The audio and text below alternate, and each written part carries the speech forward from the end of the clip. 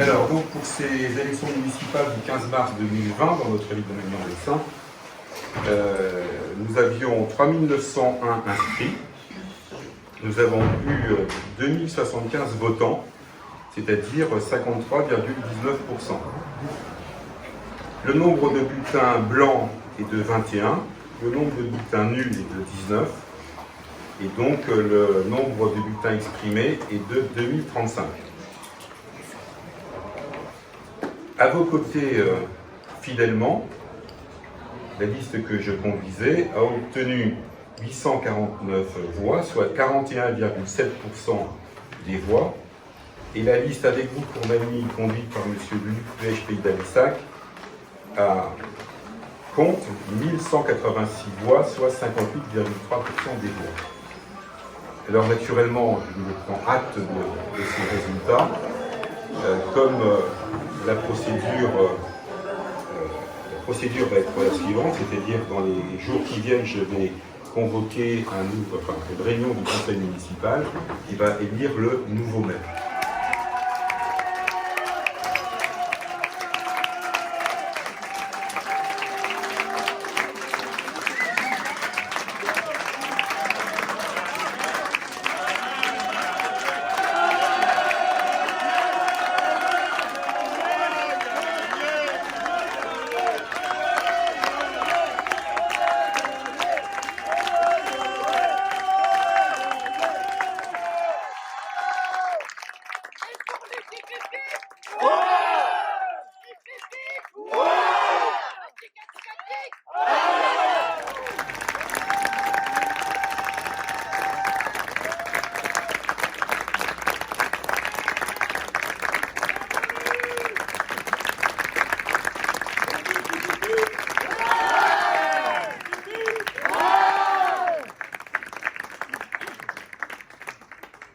Première chose, je n'ai absolument pas préparé, je vais vous dire, ça va sortir de mon cœur.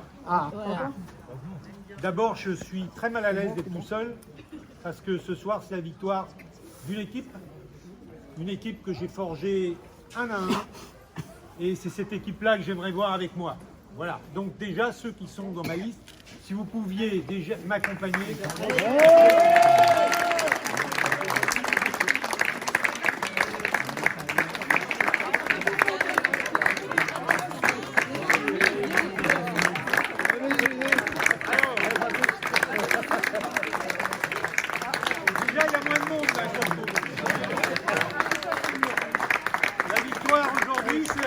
D'abord d'Emmanuel Macron, le retour de la démocratie dans cette ville.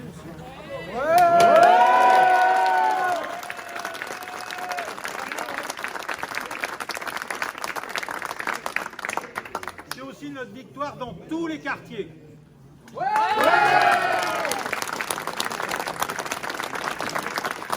score que nous avons réalisé en globalité est de 58,3%.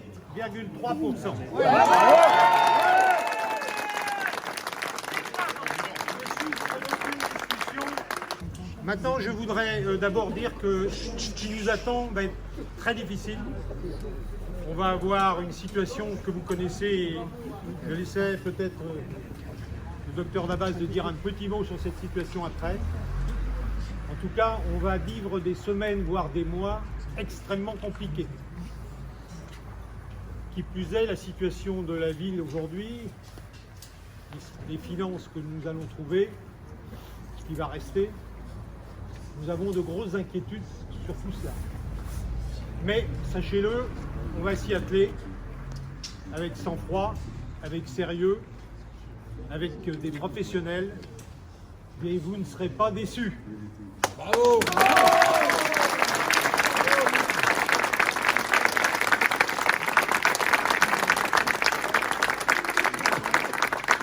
Je voudrais dire aussi un petit mot pour les employés municipaux qui ont été abreuvés de fake news. Eh bien, je leur confirme qu'ils ne risquent rien. Bravo! Bravo!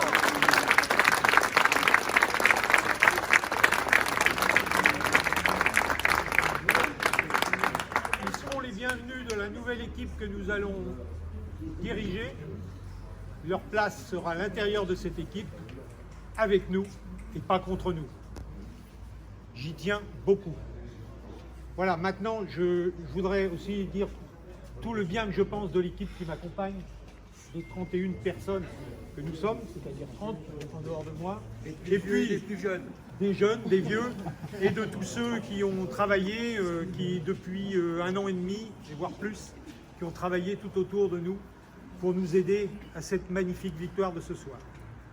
Voilà, et puis pour finir, j'aurai un mot pour ma femme, qui est en ballottage très favorable, mais en ballottage à Gisors, puisqu'il rate d'un cheveu la victoire au premier tour. Et je sais que pour elle, notre vie à tous les deux va avoir beaucoup de bouleversements dans les semaines qui viennent. Et voilà, donc je voulais un grand mot, un grand merci à elle.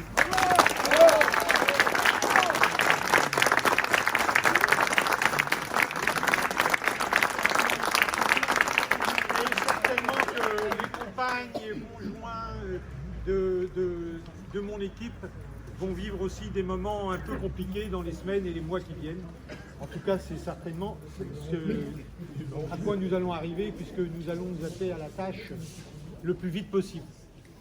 Voilà, je voudrais dire, Jean-Paul, tu veux dire un tout petit mot pour juste, vu la situation autour de nous. Ah, mais juste 2 minutes, et c'est pas pour plomber l'ambiance, pas du tout, juste pour dire que les choses s'intensifient et vont encore s'intensifier dans les 24 ou 48 heures qui vont venir. Et donc concernant l'épidémie, ou plutôt la pandémie qui est en cours chez nous, l'objectif de ces confinements et de ces restrictions de circulation n'a simplement pour but que de ralentir l'épidémie et l'arrivée en masse de malades graves sur les centres hospitaliers qui se trouveraient, si on ne le faisait pas, complètement débordés. Donc le système de santé s'organise, qu'il soit libéral ou hospitalier. On a un système de santé qui est extrêmement bien costaud. Malgré tout, l'afflux massif de patients graves risque de déstabiliser un certain nombre de choses, et c'est vrai que les hôpitaux s'organisent en fonction de ça.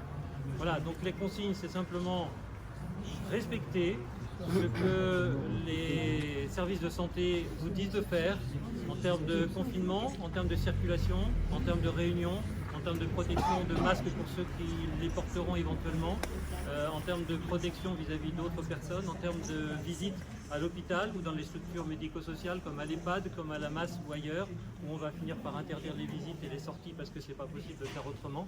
Donc voilà, respectez simplement les consignes et tout ira bien. Le système de santé tient le choc derrière et il va le tenir. Ça va être difficile, on va avoir 2 à 3 mois très compliqués. Mais si on tient tous le choc et qu'on est très respectueux et très citoyen dans cette action-là, on devrait pouvoir s'en sortir. Voilà, c'était tout ce que je voulais dire.